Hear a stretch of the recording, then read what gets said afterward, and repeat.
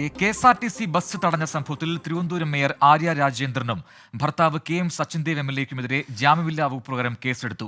KSRTC driver HL യദുവിന്റെ ഹർജിയിൽ കേസെടുക്കാൻ കോടതി നിർദ്ദേശം നൽകുന്നതിന് പിന്നാലെയാണ് നടപടി. ഹരികൃഷ്ണൻ നൽകും കൂടുതൽ വിവരങ്ങൾ തിരുവനന്തപുരത്തും. ഹരി, ഈ കേസുമായി ബന്ധപ്പെട്ടുള്ള അടുത്ത നടപടിക്രമങ്ങൾ എന്തൊക്കെയാണ്? ഈ FIR-ൽ പറയുന്ന പ്രധാനപ്പെട്ട കാര്യങ്ങൾ എന്ത്? അത്തരം വിശദാംശങ്ങൾ നമുക്ക് ലഭിച്ചിട്ടുണ്ടോ?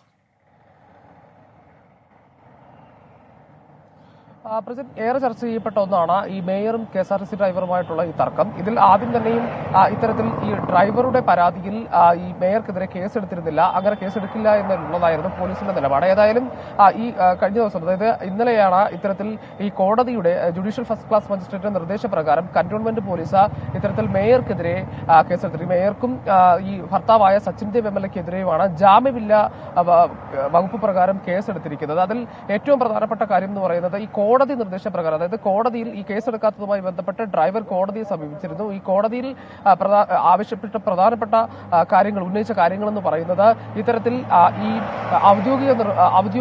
തന്റെ ഔദ്യോഗിക കൃത്യനിർവഹണം തടസ്സപ്പെടുത്തി, അതേപോലെ തന്നെ അസഭ്യം വിളിച്ചു, തന്നെയും യാത്രക്കാരെയും അധിക്ഷേപിച്ചു. ഈ മെമ്മറി കാർഡ് സ്വാധീന ഫലത്താൽ ഈ സച്ചിൻദേവ് MLA-യും അതേപോലെ തന്നെ മേയറും തട്ടിയെടുത്തു, അല്ലെങ്കിൽ എടുത്തു എന്നുള്ള അടക്കമുള്ള ആരോപണങ്ങൾ ഉണ്ടായിരുന്നു. അത് അതേപോലെ തന്നെ ഈ FIR-ൽ വന്നു എന്നുള്ളതാണ് ഏറ്റവും പ്രധാനപ്പെട്ട കാര്യം. ഇത് സംബന്ധിച്ച് ഇന്ന് തന്നെ ഈ സച്ചിൻദേവ് MLA-യുടെയും അതേപോലെ തന്നെ മേയറുടെയും മൊഴി രേഖപ്പെടുത്താനാണ് പോലീസിന്റെ നീക്കം. ഏതായാലും ഈ പോലീസ് ആദ്യം മുതൽക്കേ തന്നെ ഇത്തരത്തിൽ ഈ മേയർക്കെതിരെ കേസെടുക്കത്തില്ല എന്നുള്ളൊരു തരത്തിലുള്ളൊരു നിലപാടിലായിരുന്നു. എന്തായാലും കോടതിയുടെ നിർദ്ദേശപ്രകാരം അത് ഇപ്പോൾ ജാമ്യമില്ലാ വകുപ്പ് പ്രകാരം കേസെടുത്തു എന്നുള്ളതാണ് ഏറ്റവും പ്രധാനപ്പെട്ട കാര്യം. പ്രജി, ശരി, ഹരികൃഷ്ണനാണ് വിവരങ്ങൾ പങ്കുവച്ചത്.